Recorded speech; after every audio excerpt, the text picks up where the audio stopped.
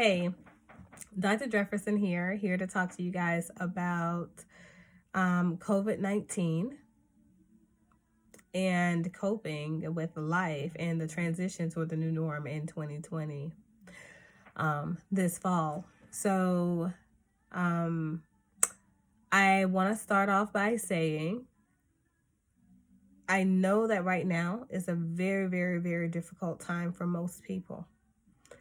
Anxiety is on the rise. In this video, I'm definitely going to talk about some of the things that impact mental and emotional health and well-being or behavioral health of individuals as it relates to the COVID-19 struggle. And of course, some of the ways that you guys can help to improve your overall condition. Some of the mental health conditions that I've seen as a clinician kind of exacerbate or increase as far as like the diagnoses and some of the things that I've noticed that have kind of like shifted and changed with people as they're trying to cope with just the onset of all of this. So without further ado, I'll go ahead and I'll get started. So the COVID-19 worldwide pandemic has been something that has negatively impacted pretty much everybody in the world. So not just the United States. We've all seen so much death associated with it, whether it's related to COVID-19 related treatment or suicide or just losing family members during this time where they had a non-COVID related death, but struggling through this whole thing while we're trying to navigate what life now looks like, how to have a funeral effectively, and how to give our loved ones a proper burial, and allowing space for us to properly grieve. Okay? And these are things that I feel like we've not had the proper space and attenuation that we need as human beings to say farewell or bid adieu to those people that are closely connected and tethered to us in this world. So, first I want to kind of talk about the way COVID-19 has impacted mental health. Okay. As a psychotherapist professional, I feel like not only is it my passion, but it's also my duty to make people kind of aware of some of the things that we're going through as a community collectively and that individuals are currently facing, because they may be an individual that are currently facing some of those same struggles, and not knowing what to do is kind of how things are moved along on the continuum of mental health crisis. So I think that it's really important for us to know what a crisis looks like, know what a crisis is, and I think it's really important that we connect with those people in our societies that can help us or guide us and direct us to the proper help and assistance that we need. And so in this particular area, anxiety, schizophrenia, bipolar disorder, depressive disorders of different types, and pretty much everybody is currently experiencing huge trauma right now. Just the shift and the uncertainty is enough. So, symptoms of PTSD. And some of those symptoms are really starting to make a lot of people look like they're dealing with delusional disorder or schizophrenia, because they're like trying to figure out what's next. Trying to be in a space of acceptance, but also projection to where they can say, this is what's going to happen tomorrow, right? And this is why this is all happening. So you have lots of people that are, on a spiritual internal war. And you have a lot of people that are going through extreme distress in their relationships because they're, isolated from everybody and everything. And some of them are isolated from the rest of society, but they are paired with their intimate partners. And for some of these couples, this looks like the first time that they've ever been in quarantine or in close proximity with no other options, like nowhere else to go. And so I just want you guys for a second to think about what happens when you've not even accomplished the comfortable silence, but now you're in a space to where you kind of got to make the best out of whatever happens, right? So that anxiety around that, the anxious distress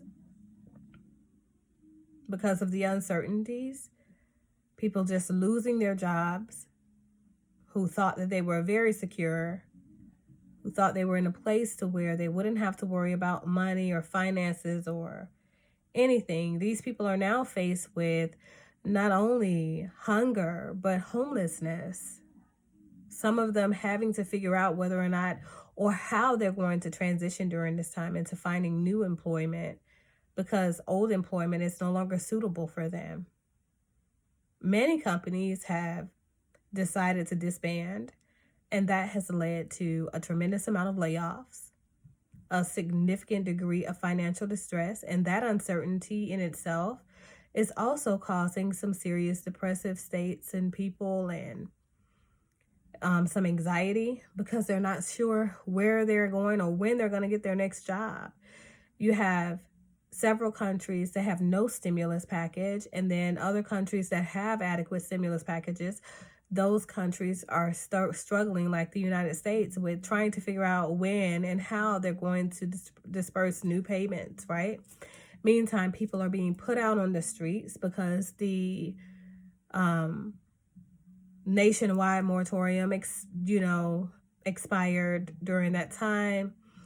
And there's a shortage of employment options and finances and things like that. And so now, even now with the CDC restating and or reinstating something like a moratorium and them issuing this particular movement that they have for people to stay in their homes and things like that, it's much too late for some people as they've already been evicted.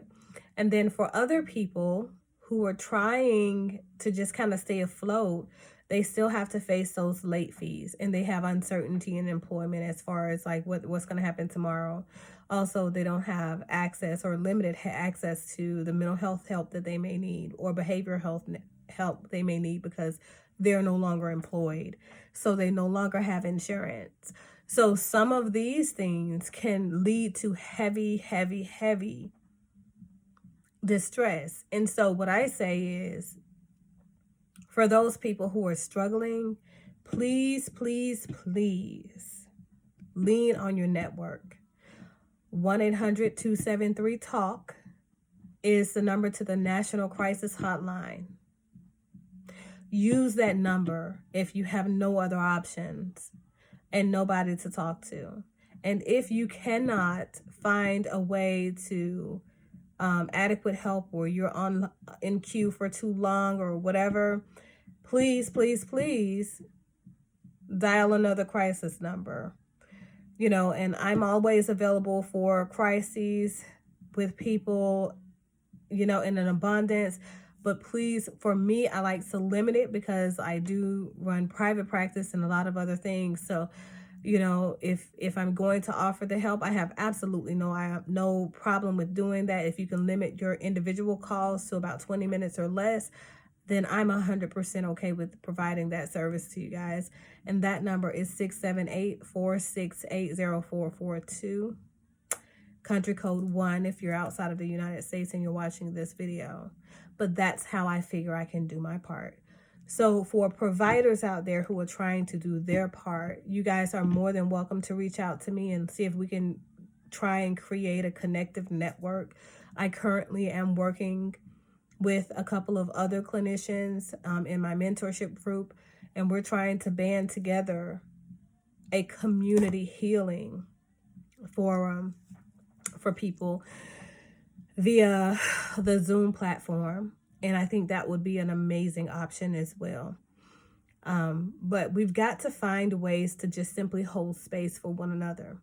And that's what you can do if you're a person who sees a person going through isolation and not quarantine, but there is a difference. So isolation is when you pull yourself away from everybody else in the world because you're going through your thing, but you do so in a way that disconnects everything, right?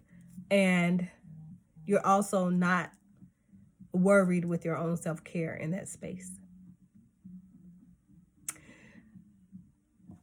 I put an emphasis on that self-care piece because sometimes we do need to unplug.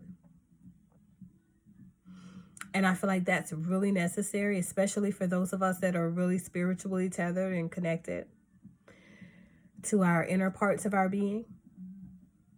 Disconnecting from the world of social media and sometimes social relations is good for you for a period of time, but you have to be attenuating to self.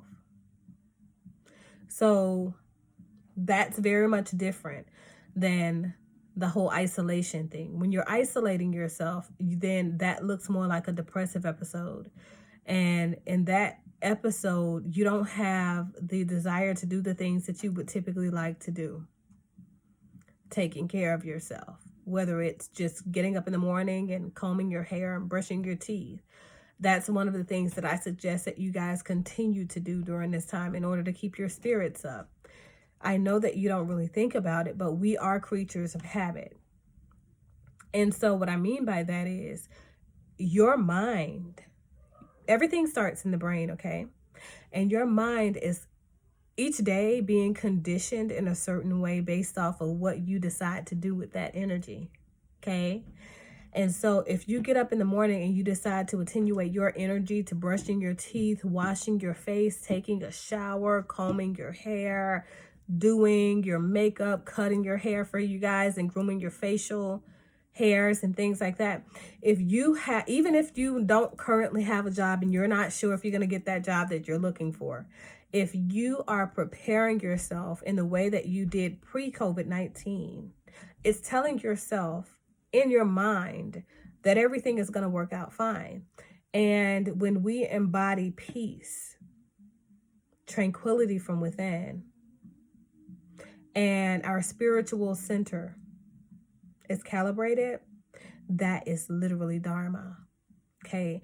And that means that we know that everything will be that's meant to be.